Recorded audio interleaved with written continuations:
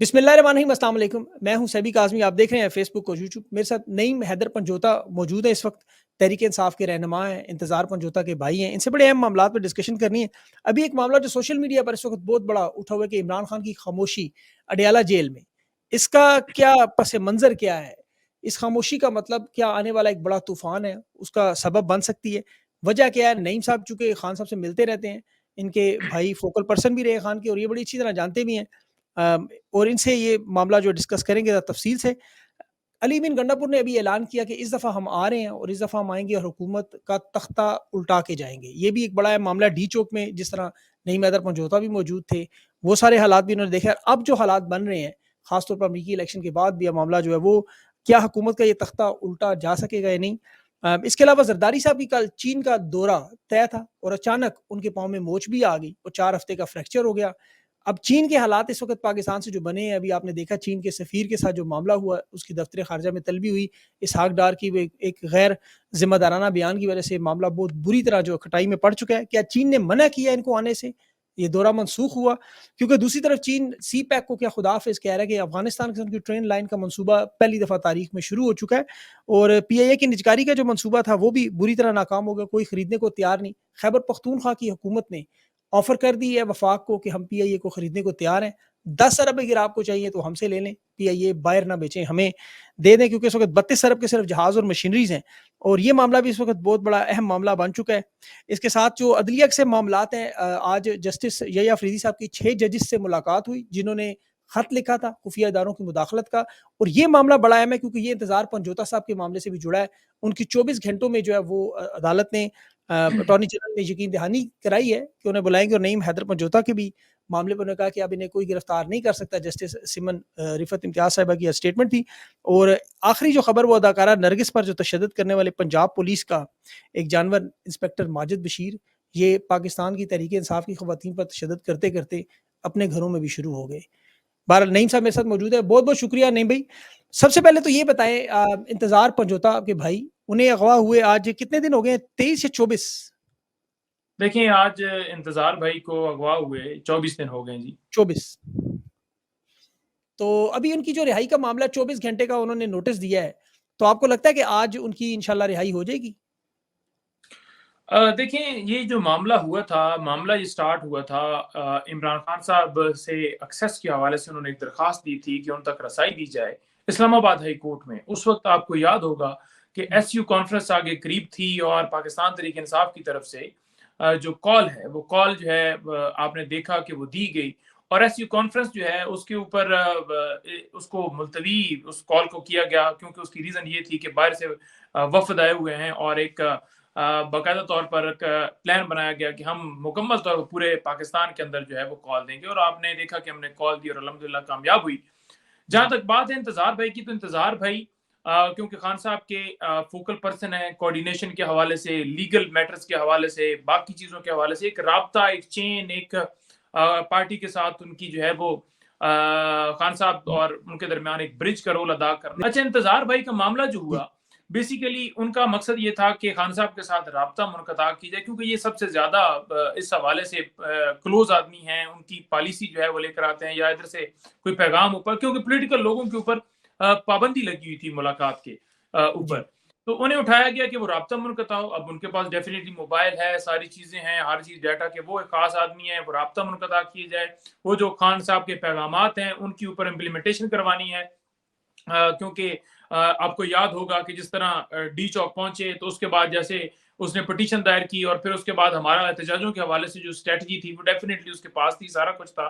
काफ़ी हद तक या आप कह लें कि काफ़ी लोगों को उसने पैगाम बता भी दिया, लेकिन उसके ऊपर इम्प्लीमेंटेशन किस स्टेप के ऊपर क्या-क्या करना है, इसका क्या होना है, वो एक सारा एक होता है ना कि एक तो उन्होंने कहा कि ये इसको रोका जाता है कि अमेंडमेंट्स की जाए। अब हमें था कि एसयू कॉन्फ्रेंस के बाद आ जाएँगे, हमें था कि अमेंडमेंट के बाद आ जाएँगे, हमें था कि अब अमेंडमेंट होगी तो अब 1-2 दिन में हो जाएँगे, लेकिन नहीं हुआ। अटॉर्नी जनरल ने जाकर अंडरटेकिंग दी है आज, जिसमें उन्होंने कहा कि 24 घंटों के अंदर वो बाजियाब होंगे। इससे पहले भी उन्होंने जाकर कहा था कि हम अच्छी जो है ना पॉजिटिव न्यूज़ आकर देंगे।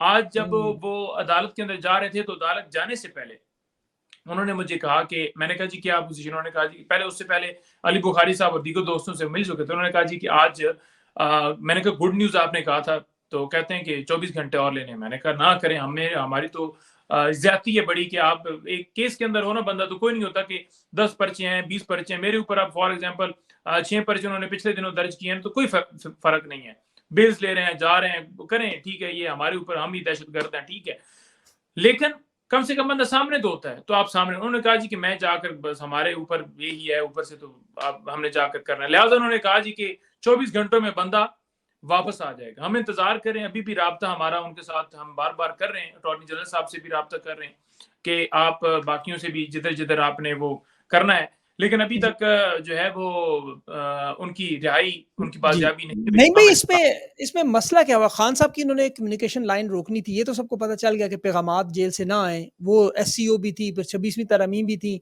अब खान साहब के वो सारे चैनल्स भी बहाल हो चुके हैं, मुलाकातें भी बहाल हो चुकी हैं।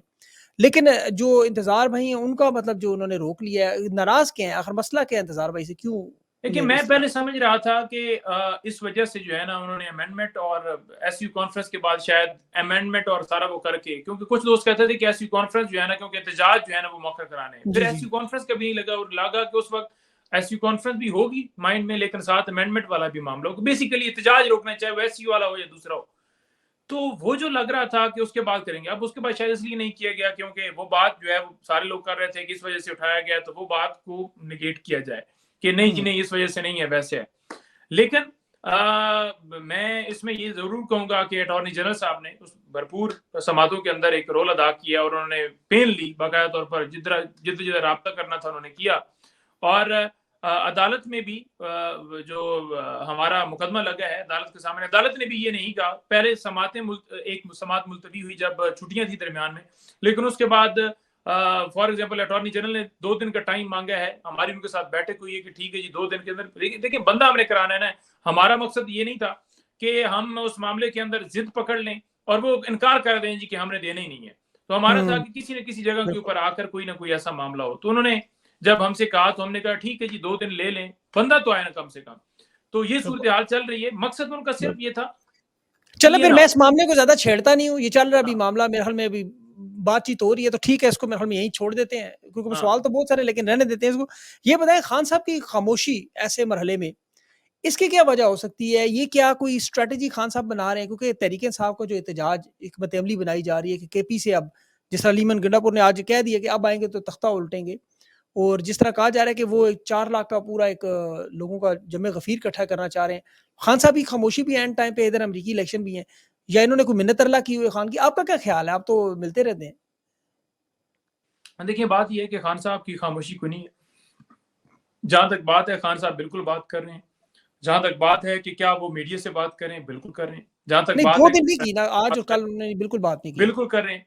देखिए, खान साहब बात कर रहे हैं। खान साहब अपना मौक़िफ़, कल भी देखा होगा आपने कि कल आई थिंक सो लीमा बाजी कल निकली थी जेल से।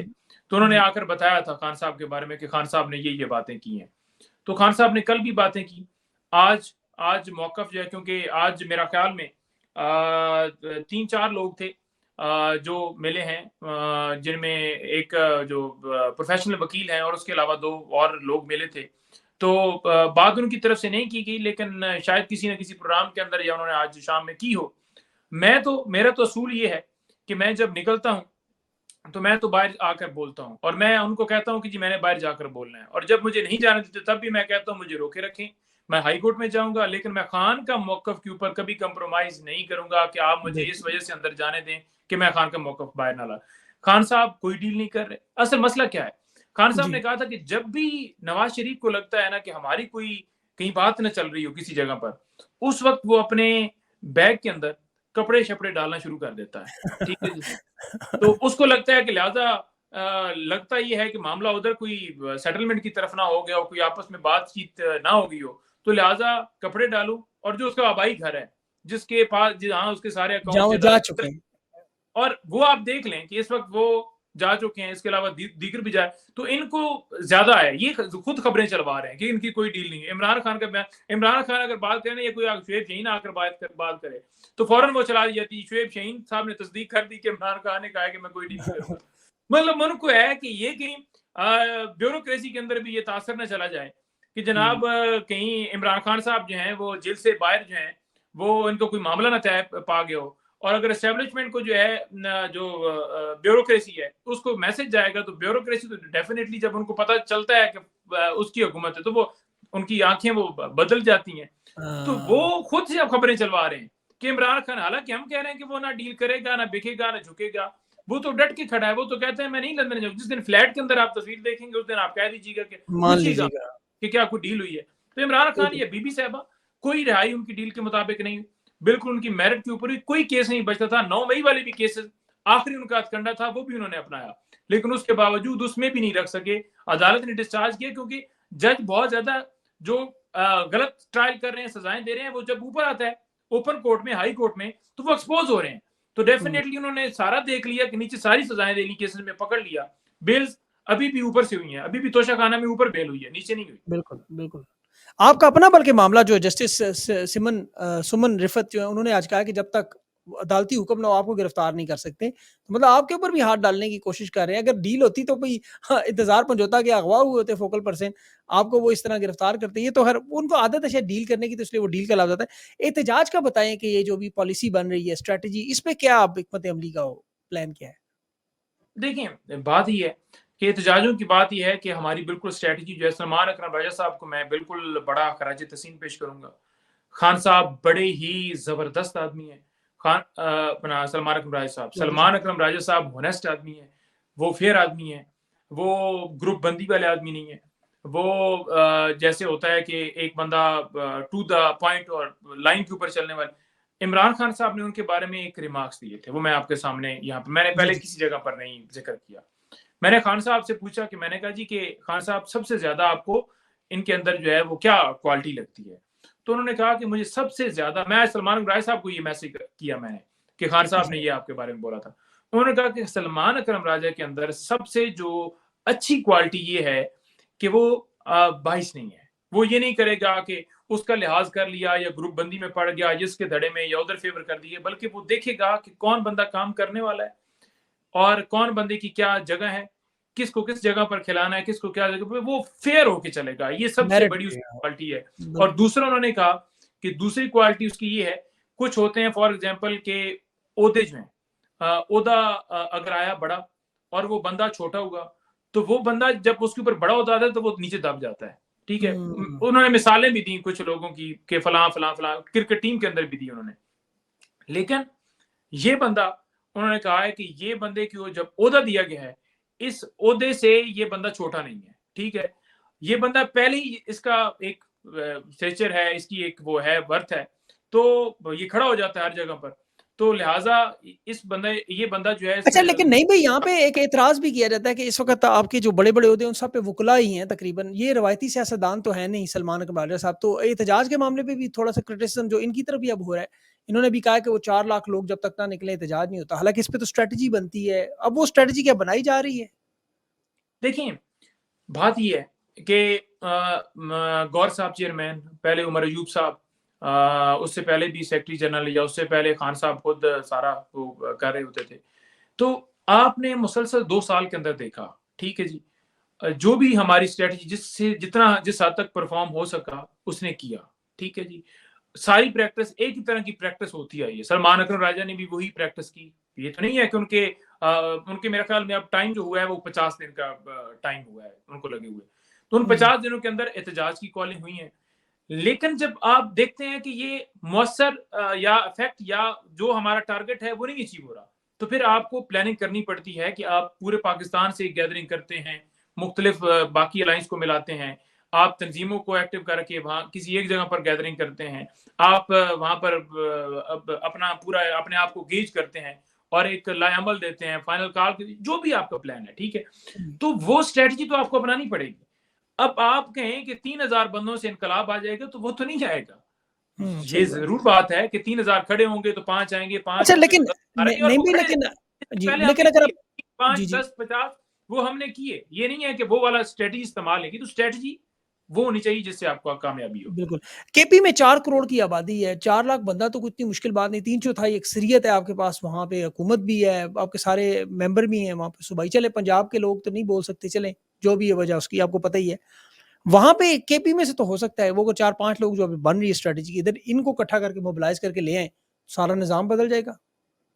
देखिए, जो पंजाब है ना, मैं इस वक्त मतलब केपी को हमेशा हम क्रेडिट देते हैं, अभी मैं पहले क्रेडिट उनको देता हूँ, लेकिन जो पंजाब है ना, सबसे ज्यादा इस सारे रजीम चेंज ऑपरेशन के अंदर नो डाउट केपी में बहुत ज्यादा लोगों ने कुर्बानी दी। इस वक्त भी सबसे ज्यादा मिलिट्री कस्टडी के अंदर भी पंजाब के लोग हैं, और ओवरऑल जो क्रैकडाउन हुआ है इस अमेंडमेंट वाला मामला हो, या 8 फरवरी से पहले वो जितना डाका डाला गया वो मामला हो, या केसेस के हवाले से, या लीडरशिप की गिरफ्तारी। अब केपी में कोई एक बंदा जो है मेरा ख्याल में किसी मेन लीडरशिप में से नहीं है कि कोई जेल में पड़ा हुआ है, हाँ, ठीक उनके है। तो पेशावर के बगैर 9 मई के केस भी खत्म हो गए हैं। जी, 9 मई पे तो पंजाब ने बहुत ज्यादा आप समझ लें कि इसके अंदर जो एक तरफ से हमारी वो ताकत थी केपी के, वहां से हमारा वो फोर्स और वो सारा किया जा सकता था। दूसरी तरफ पंजाब ने बहुत ज्यादा बर्दाश्त किया है, बहुत ज्यादा इन्होंने फेस किया है, बहुत ज्यादा इनके हर रोज छापे, हर रोज गिरफ्तारियां, हर रोज घरों में घुसना।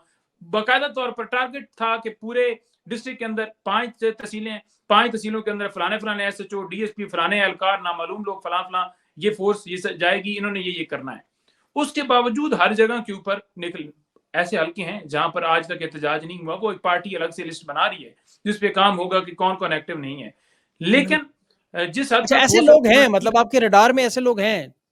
बिल्कुल हैं जी, बिल्कुल हैं वो उसके अंदर बिल्कुल हैं कि जिन्होंने नहीं किया, और पार्टी उसके ऊपर अपना, आपने देखा भी होगा कि पिछले दिनों शो कॉज नोटिस भी जारी हुए, और ये जो इस टाइम के ऊपर खड़ा होगा डेफिनेटली वो क्रेडिट पाएगा, वो उसको उसका हक भी बनता है।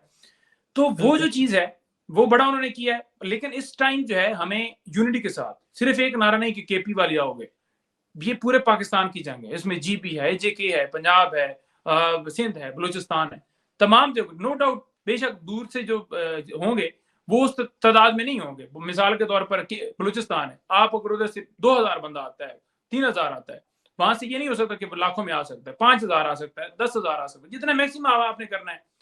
लेकिन जो लोकल होता है या वो जो होता है उसका ज्यादा वो इम्पैक्ट होता है, लेकिन उनकी शमूलियत भी आपके साथ जरूरी होती है आपका मोमेंटम बनाने के लिए, चाहे वो सिंध बिल्कुल। से बादल शेख हो, चाहे वो GB से हो, चाहे वो AJK से हो। तो इंशाल्लाह आप जी, देखेंगे कि जी, आने वाला जो एहतजाज होगा वो कोशिश यही है कि वो एक ऐसा मौसर हो, एक ऐसा मामला हो, एक ऐसे मूव की तरफ बढ़े जहां से कोई फ्रूटफुल रिजल्ट निकले। जी बिल्कुल। वैसे वो बात आपकी बिल्कुल दुरुस्त है, लेकिन अगर देखा जाए आबादी के एतबार से भी और वसाइल के भी, तो पंजाब 62% है यहाँ पे इस वक्त, और यहाँ पे आपकी एक बड़ी तादाद है मेंबराने सूबाई असम्बली भी हैं, MNAs भी हैं।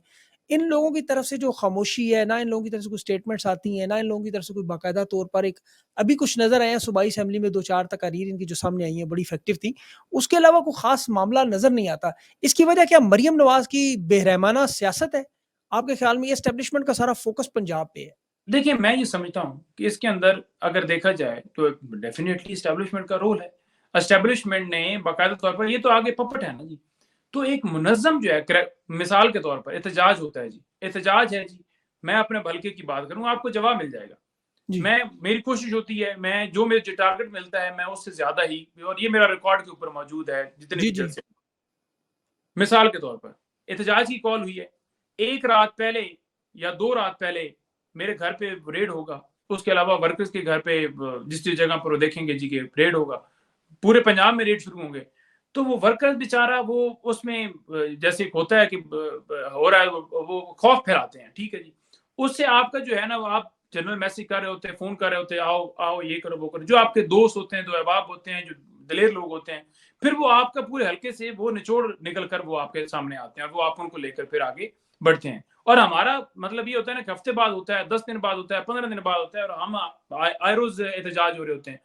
तो वो जो चीज़ है ना, उसकी वजह से वो सारा जो है वो हल्के के अंदर वो लाखों की तादाद में लोग हैं, क्योंकि विक्टिमाइजेशन बहुत ज्यादा है।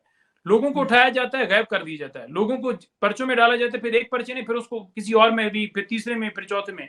9 मई के केसेस के अंदर अभी भी हमारे पिछले दिनों भी 2 उधर MPs डाल दिए गए हैं। तो ये सारी चीज है। दूसरी तरफ आपके खुला माहौल है, आप खुले माहौल के अंदर, एक संजानी का जलसा था, पूरी पार्टिसिपेशन की पंजाब ने। लाहौर के अंदर जलसा था, पूरी पार्टिसिपेशन की। हालांकि केपी वाले तो बहुत लेट उस वक्त पहुंचे थे, अच्छा, पंजाब बिल्कुल। पूरा निकला, लेकिन उस रुकावटें थी, उसके बावजूद निकला, गिरफ्तारियां भी थी, सारा कुछ था। तो अगर खुला माहौल हो तो फिर, और यही पंजाब था जब आप खान कभी मुल्तान कर रहे होते थे, कभी लाहौर कर रहे होते थे, कभी अफजाबाद, तो वो लोग थे ना, वो क्या चले गए बिल्कुल, पाकिस्तान से? बिल्कुल, तो वो लाखों के नहीं है कि जलसे वो थे। लोग निकलना नहीं चाहते, ये है नहीं, जबर है, लेकिन उनकी हिम्मत, हौसले बुलंद है। इस दफा मजीद हम इंशाल्लाह मेहनत करेंगे, कोशिश करेंगे कि ज्यादा से ज्यादा जो यूसी लेवल तक लोगों को निकालने के लिए हम उनको कॉल कर सकते हैं, मजबूर कोई भी नहीं कर सकता। तो हम बिल्कुल सही। मैक्सिमम पहले भी कोशिश करते हैं, नेक्स्ट भी करेंगे। हाँ, वो मैं जरूर कहा है कि सारे हल्के एक्टिव नहीं है, उन पर काम जारी है। बिल्कुल ठीक। अब ये बताएँ कि अभी जो ये सारे हालात भी आप देख रहे हैं, आप खान साहब से मिलते भी हैं, वहाँ पे बहुत सारी ऐसी चीज़ें ऑफ द रिकॉर्ड भी होती होंगी फ्रंट। अभी आपको क्या लग रहा है कि आखिरी ये सवाल है मेरा कि अभी जो आने वाले हालात हैं, ये क्या इंटरनेशनल दबाव से बदलेंगे? अवाम के एहतजाज से बदलेंगे? मामलात किस तरफ जाएँगे? आपकी अपनी सोच क्या है इस वक़्त? देखिए, मैं ये समझता हूँ कि पहली बात तो ये है कि हमारे पास अगर कोई गैर कानूनी अमल करता है, तो आपको आईन पाकिस्तान हक देता है, आर्टिकल 16 एहतजाज के साथ। एक है लीगल आपके पास ऑप्शन, वो आप अडॉप्ट कर चुके हैं, कर रहे हैं, उससे आपने पीछे नहीं हटना, उसमें रहना है। वो नहीं है कि आप किसी जगह पर, मिसाल के तौर पर, अगर किसी जगह पर नीचे इंसाफ नहीं होता तो आप दरखास्त देने, ये तो नहीं है तो घर बैठते हैं। इंटरनेशनल फोरम के ऊपर भी आप आवाज उठाओ, वो आपने करना है। दूसरे आपके पास पॉलिटिकली क्या आप एहतजाज करें, ठीक है जी, वो आप करेंगे, वो इंशाल्लाह हमारी स्ट्रेटजी है। और एहतजाज के जरिए ही खान साहब की रिहाई, वो प्रेशर, वो सारी चीज जो है उसके ऊपर, और जब इतने लोग तादाद में निकल आएंगे ना, फिर उस दिन जो है आपकी डिमांड क्या है? आपकी डिमांड है कानून और आइन की बालादस्ती। कानून और आइन की बालादस्ती का मतलब ये है कि अवाम का मैंडेट, खान साहब की रिहाई, वर्कर्स की रिहाई, अवाम की नुमाइंदा हुकूमत, मतलब उसके अंदर सारी चीजें आती हैं, ये सारे तरमीमी बिल, ये वो सारे वापस होंगे, वो कानून की बालादस्ती है। उसके लिए आपको ये करना है। अच्छा, एक दूसरा चीज़ मैं आपसे पूछना भूल गया, अमेरिका बड़ा करो, इम्पोर्टेंट। जी, जी, अमेरिका अमेरिका करो। का जी, देखें, अमेरिका अगर पाकिस्तान के जिस तरह से उन्होंने मुदाखलत की, वो मुदाखलत अपनी, अगर नई हुकूमत आती है, वो अपनी मुदाखलत वापस लें। हम तो नहीं कह रहे कि हमारे मुल्क के अंदर घुस के आप ये कर दें। हम तो कहते हैं कि इमरान खान झूठे केसेस में अवाम ने मैंडेट, जो हकायक है, हम तो हकायक की बात, हम तो जमहूरियत की बात करते हैं। बिल्कुल, उन्होंने जमहूरियत पर हमला किया है, और इन्होंने उनकी मैसेज के ऊपर आकर इन्होंने सारा सब मिलकर खुद हड़प करके, बर्बाद कर क्योंकि दिया। ये खुद चोर थे, इन्हें बैठना था, इन्हें क्लीन चिट लेनी थी, इन्हें करप्शन करनी थी, इन्हें डालना था कि इमरान खान को साइड पे किया, इन्होंने किया। वो अपना जो उन्होंने किया है, जो उन्होंने रोल अदा किया मुदाखलत करके, हम तो यही कहते हैं कि नई गवर्नमेंट उसका है, रिवर्स वो करें आप। मुदाखलत वाला मैसेज जो है ना वो वापस ले ली जाए, तो डेफिनेटली। बिल्कुल ठीक। अच्छा, ये बड़ा सॉरी आखिरी सवाल अब मेरा होगा, ये जो अभी एक तो जज हबुल इस्नाद पे मिसकंडक्ट हुआ है, आमिर मोल का मामला मैंने देखा, आपकी ट्वीट भी, वो उसको घर भेज के उन्होंने पीछे से ज़मानत का मामला किया, लेकिन अब जो यह्या अफरीदी साहब के आने के बाद ये जो 6 जजेस का खत है, आपको पता है खुफिया इदारों की मुदाखलत का मामला है, और ये प्रैक्टिस एंड प्रोसीजर है, 26वीं तरमीम है, सीनियरिटी का मसला है, उसमें मखसूस नशिस्तों का मामला है। आपको क्या लगता है कि जस्टिस यह्या अफरीदी साहब क्या करेंगे? देखिए, मैं जो उनका अंदाज है, जैसे उन्होंने कमेटी के अंदर शामिल किया मुनीब साहब को, जो कि एक प्रैक्टिस एंड प्रोसीजर आपने एक्ट बनाया, और उसके मुताबिक आपने एक चीफ होगा, 2 सीनियर जजेस होंगे। आपने उनको हटाया इसलिए क्योंकि वो आपकी मर्जी के मुताबिक नहीं थे। वही काजी फाइसा ऑर्डिनेंस के खिलाफ थे, वही ऑर्डिनेंस के ऊपर हामी बन गए और अपनी मर्जी का जज उसमें बिठा दिया। तो वो उनका अच्छा फैसला था।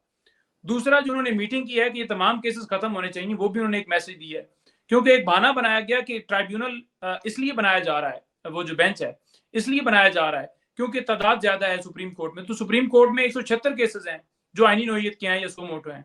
तो वो 176 केसेस ज्यादा तादाद है या 50,000 है, तो 50,000 सुप्रीम कोर्ट में। उन्होंने आके मैसेज दिया कि असल काम तो इधर है। नंबर 1। नंबर 2 हो गया।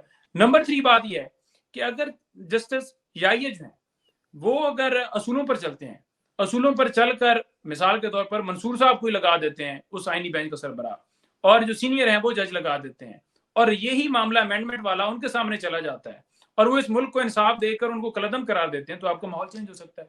लेकिन इसके बड़ी लिए उनको जिस तरह ये उन्होंने स्टार्ट किया, इस तरह से आगे चलना पड़ेगा। ये बड़ी इंटरेस्टिंग बात की आपने। हो सकता है कि वाक़ई वो अगर जस्टिस मंसूर शाह को लगा देते हैं आईनी बेंच का, तो फिर तो सारा मामला ही मतलब ख़त्म, वही मामला उधर चला गया। बिल्कुल सही। नईम भाई, आपने अपना कीमती वक़्त दिया और बड़ी इंटरेस्टिंग बात की। I am short of time. इंशाल्लाह नेक्स्ट टाइम आपसे तफ़सील से इसमें मज़ीद बात करेंगे। आपका बहुत-बहुत शुक्रिया sir. Thank you so much. Thank you ji, बहुत शुक्रिया।